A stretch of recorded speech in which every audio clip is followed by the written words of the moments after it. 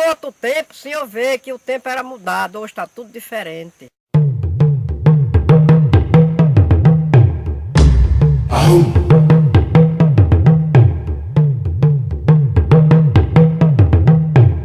O tema de mudança de clima tem a ver com as mudanças do sistema climático que estão ocorrendo em função de atividades humanas.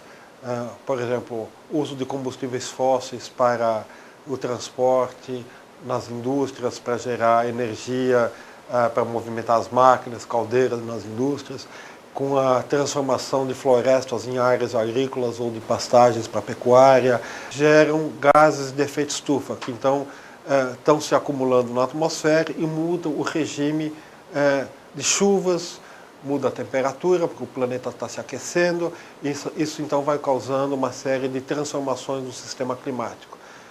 Quanto mais carro existe, mais a poluição aumenta. Acho que se reduzisse mais esse gás para diminuir mais a poluição que eles causam com os gases dele, acho que diminuiria mais a evolução do efeito estufa, que é um problema sério na natureza. No planeta inteiro já se verificou que os pobres, embora não tenham sido os causadores da mudança do clima, são os que vão mais sofrer. Elas têm menos ativos para poder enfrentar essas situações inesperadas. Tem maior dificuldade de lidar com consequências, por exemplo, de enchentes como as que ocorreram ou no Maranhão em 2009 ou em Santa Catarina em 2008. Elas não têm geralmente emprego formal que permite que elas possam ter algum acesso a um serviço, a uma política pública, em caso de perder toda a sua vida. Enfim, elas estão em condições que as tornam mais vulneráveis no sentido que elas estão mais afetadas do que qualquer outra pessoa em geral. Grupos populacionais que têm mais dificuldade de mudar o tipo de atividade econômica. Então, uma família que vive de agricultura de subsistência ou a pequena agricultura familiar, as pequenas propriedades, não têm, às vezes, capital para investir em mudança de maquinário, em mudança, inclusive, do tipo de cultivo que eles fazem. Enquanto que uma empresa do agronegócio simplesmente muda do Rio Grande do Sul para Goiás e muda em vez de plantar trigo, planta soja e continua tendo lucro. Chuva era muita, eu digo, há 70 anos atrás, aqui, que nem toda aquela tradição, tinha umas 4, 5 casas de farinha. Funcionava direto, o povo plantava muita mandioca, muito feijão, que dava, né? O cara plantava uma tarefa de mandioca aqui e tirava 100 sacos, 200 sacos de farinha. Plantava um salaminho de feijão que chama 10 quilos, tirava 10, 15, 20 sacos, né? Hoje o cara planta 10 quilos, não tira 1 quilo, né? As pessoas, principalmente os mais velhos, né? Chamando a atenção assim, para a mudança no ciclo de chuvas isso tem alterado, assim, por exemplo, tem dificultado muitas vezes os plantios, não só alimentares, mas também para geração de renda, onde as pessoas muitas vezes não têm mais a segurança, os velhos relatando, não têm aquela segurança que tinham antigamente, daquele período onde eles deveriam colocar as sementes ou as mudas no terreno, e sabiam mais ou menos, tinha uma projeção quando você teria o alimento ou o fruto disponível, né? Eu achei que ele mudou para mais quente, né? Que antigamente o sol era mais frio, eu achava, e hoje está muito quente. Mas hoje praticamente está dando menos. A chuva sempre é menos também. A ração para os bichos até que deu bem, mas para o consumo foi pouca. São muitas vezes as mulheres que vão buscar água no açude ou no rio para alimentação, para lavar roupa. Com a seca, essa água vai ficando cada vez mais distante. Então, em vez de elas caminharem 1 hora, 2 horas para buscar água, são 3, 4 horas. Aumenta a carga de trabalho, quer dizer, normalmente a mulher já é que cuida, além de trabalhar, que cuida dos afazeres domésticos, de cozinhar, das crianças, né? A gente fica sem falta de água, né? Aí a gente trabalha mais, aí muda. Acaba atingindo a senhora. Porque tem que apanhar água longe para dar água para os bichos. De qualquer maneira, a gente tem que se adaptar com o clima, mas a gente estranha muita coisa, porque quando era um clima que tinha antes, a gente se sentia melhor. Hoje a gente Poderia às vezes plantar um legume, uma coisa e outra, mas acontece de dar certo e muitas vezes não dá mais certo.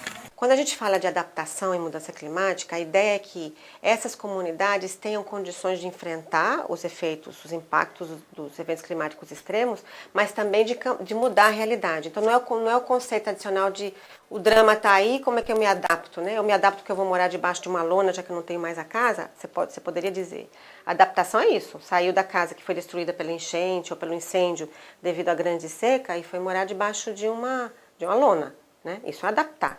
Mas quando a gente fala de políticas públicas de adaptação, não é isso que a gente quer dizer. A gente quer dizer que elas têm que criar condições para poder enfrentar evento climático, mas também para poder mudar a forma de produzir e consumir, para que esse tipo de impacto não aconteça no futuro. E nós entendemos que, na verdade, as medidas de adaptação, elas devem estar ligadas também às medidas de redução de emissões. Então, são dois processos, que é o que eles chamam de mitigação. Esses dois processos da adaptação, que é, né, e a mitigação, eles devem estar andando andando juntos. Nas discussões internacionais se separa muito esse conceito, né? Mitigar no conceito, no entendimento de mudança climática, é o que você fazer para mudar a forma de você produzir e consumir, para diminuir as emissões de gases, para, de certa forma, acabar diminuindo o aquecimento global e, consequentemente, evitar esses eventos climáticos extremos, né? Está ficando agressivo o clima, por esse motivo que a gente roça e corta e já vai queimar e já vai vir tombar com arado com trator, né? Aí de repente vai enfraquecendo e vai crescendo a caloria e não tem conforto aquela terra, nem dá legume bom e vem o clima quente por intermédio das árvores que a gente derruba e queima.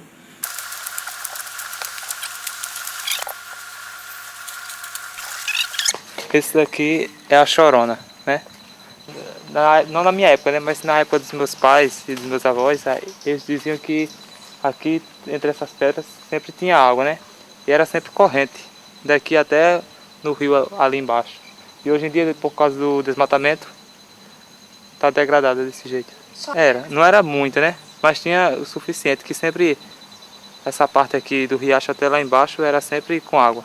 A comunidade hoje já está com um projeto elaborado e vai trabalhar esse ano juntamente com a escola, com a recuperação da nascente.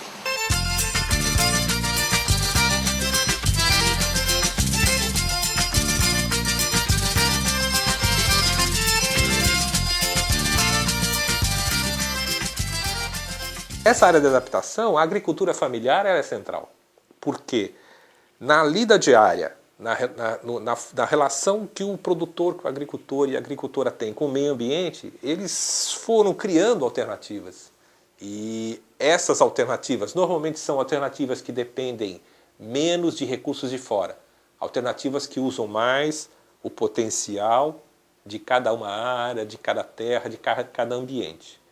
São alternativas que não dependem necessariamente de muitos recursos, de muito dinheiro. São alternativas que tentam trabalhar com o potencial que a família tem, usando a mão de obra que a família tem. E são alternativas muito adaptadas para aquele tipo de bioma, para aquele tipo de ambiente. Muita gente tem resistência a tratar da adaptação porque acha que você está condenando as pessoas a se adaptarem, a se ajustarem a um fenômeno que elas não tiveram culpa. A responsabilidade principal pelas mudanças climáticas não está entre os mais pobres, não está em países como o Brasil. E são esses os lugares onde os impactos são grandes, né? Serão grandes. Mas a adaptação não quer dizer isso. Ela não precisa ser considerada desta forma. Ela pode ser considerada no sentido de enfrentar os fatores que fazem com que o indivíduo, uma família, uma comunidade sejam vulneráveis. Então, adaptar-se significa enfrentar a desigualdade social. Ahum.